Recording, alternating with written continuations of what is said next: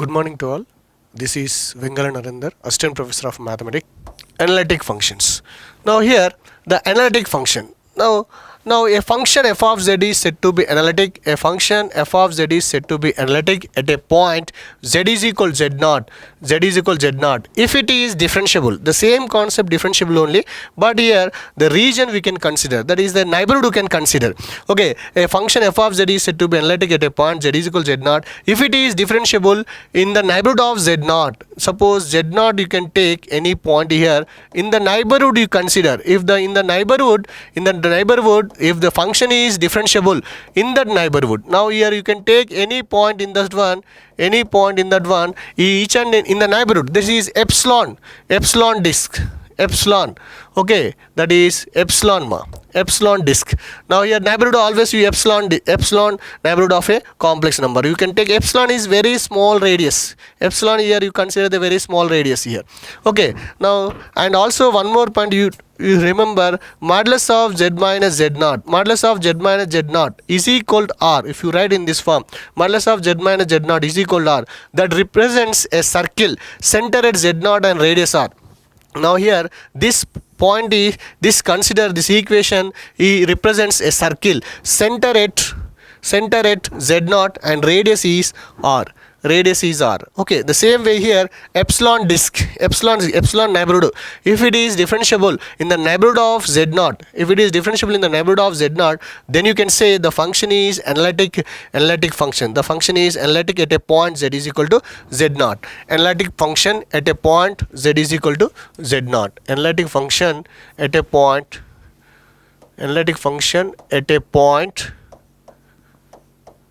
z is equal to z naught. Analytic function at a point z is equal to z naught. Okay, now here once again I am repeating the definition of analytic function at a point z is equal to z naught. Okay, if a function fz is said to be analytic function at a point z is equal to z naught if it is differentiable in the neighborhood of z naught.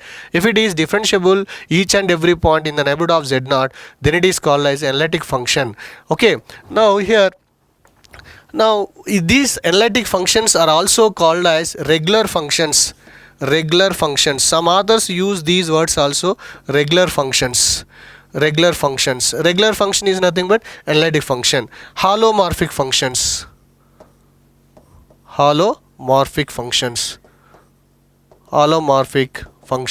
Regular functions or holomorphic functions, all are synonyms of the analytic functions.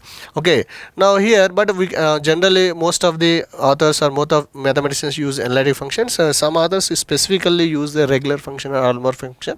You have to know what is a regular function, that is nothing but analytic function, and what is holomorphic, that is nothing but analytic function only. Okay, regular function and holomorphic functions also called. Now here suppose a function f of z is said to be analytic in a region R. If you are taking any region R is taken, when you say at each and every point in the neighborhood, suppose here z naught I am taking, here z1, here z2, suppose here zn.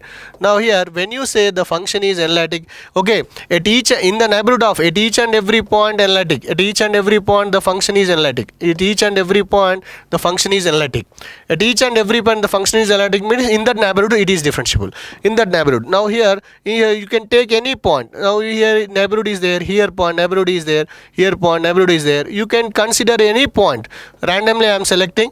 You can take any point in that neighborhood if the function is differentiable or not. In this way, at each and every point, if the function is differentiable, if the function is analytic, each and every point the function is analytic, you can say the function is analytic in that entire region R. The function is analytic in the region R. Next, one more definition we always use, entire function.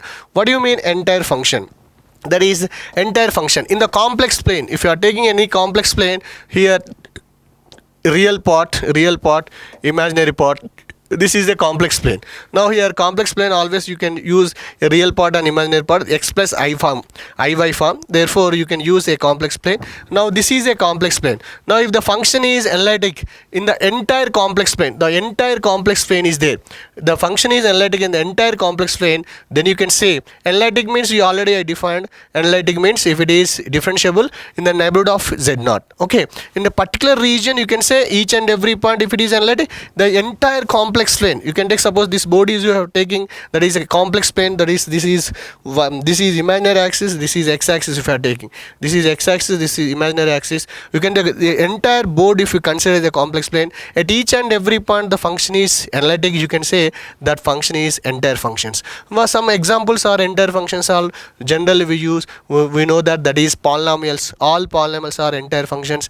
Okay, cos z, sin z, e power z, cos z, sin z, e power z. These are some examples of entire functions. All polynomials, you can consider all polynomials. All polynomials are entire functions of the entire function. Some examples of entire functions. Okay. Now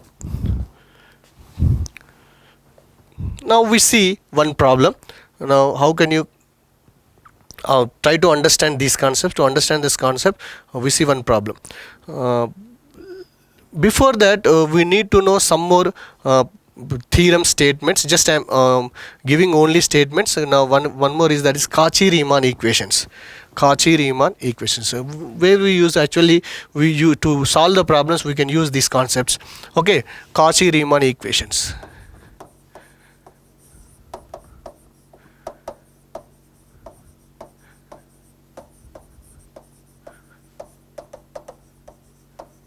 Cauchy-Riemann equations. What is the statement of the Cauchy-Riemann equation? The necessary and sufficient condition for the function w is equal to f of z is equal to u of x comma y plus I into v of x comma y, I into v of x comma y is said to be analytic. Okay, the following two statements should be satisfied by that function. What is the first one is first order partial derivatives. First order partial derivatives, what are those? Dou u by dou x, dou u by dou y, dou u by dou z, sorry, dou u by dou x, dou u by dou y. Next, dou v by dou x, dou v by dou x, dou v by dou y. All are exist. The first order partial derivatives are continuous, are continuous. All first order partial derivatives are continuous, first condition. And the second condition, the function should satisfy Cauchy-Riemann equations, CR equations. Now CR equations, what are the CR equations here? Dou u by dou x, dou u by dou x is equal to dou v by dou y, and dou v by dou x is equal minus dou u by dou y. Dou u by dou x is equal to dou v by dou y. Next, to dou v by dou x is equal to minus dou u by dou y. If these two conditions are satisfied, then it is sufficient also. A function f of z is said to be f of z, that is w is equal to u plus iv. W is equal to f of z is equal to u of x comma y plus I into v of x comma y is said to be analytic if it satisfies the following conditions, that is the all first order partial derivatives are continuous functions and it satisfies Cauchy-Riemann equations. So dou u by dou x is equal to dou v by dou y, and dou v by dou x is equal to minus dou u by dou y. Now here the Cauchy-Riemann equations are necessary but not sufficient. Now one more point you have to learn, necessary but not sufficient. What do you mean it is necessary only? That means every analytic function should satisfy the Cauchy-Riemann equations. Every analytic function should satisfy the Cauchy-Riemann equations. Okay, a function which satisfies the Cauchy-Riemann equations may not be analytic. Now when you consider it is analytic, if it satisfies the Cauchy-Riemann, we see later what is that.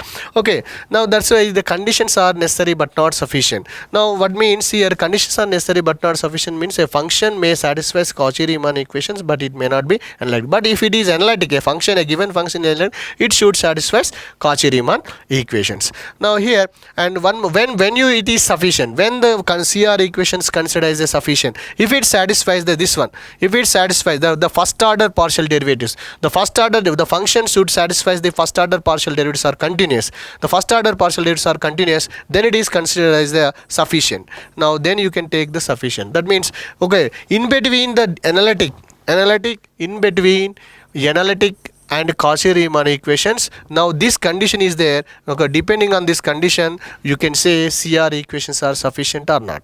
Okay, if the first conditions are first condition exists, you can say CR equations are sufficient. If first condition does not exist, you can say CR equations are necessary only but not sufficient. That is the only difference. We always don't confuse, very simple idea.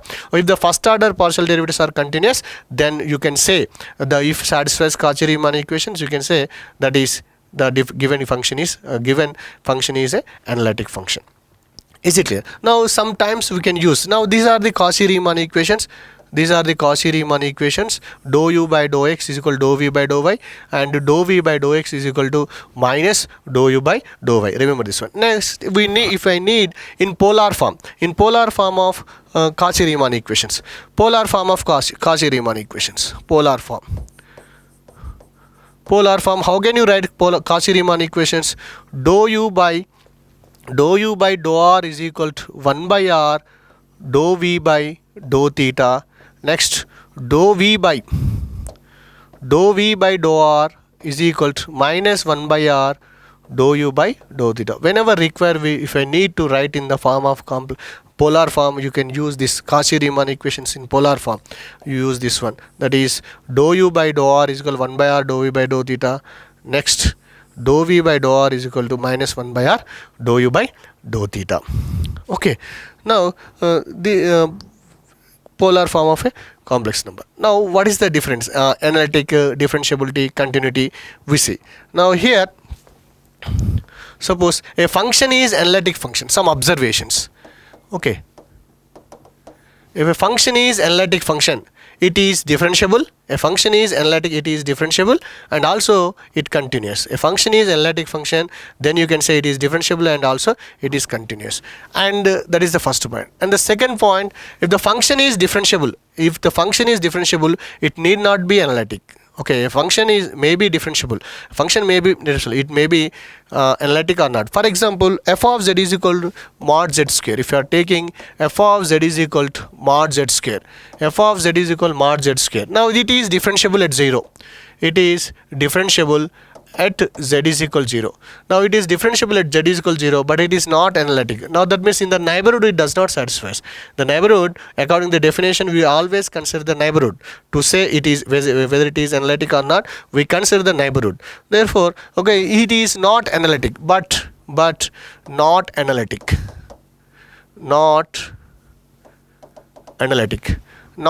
This is not analytic at a point z is equal to z naught. This is one example. That means, okay, function is differentiable, it need not be analytic. A function may be differentiable, but it need not be analytic. But every analytic function is differentiable, and continuously you can say that is also continuous. Thank you.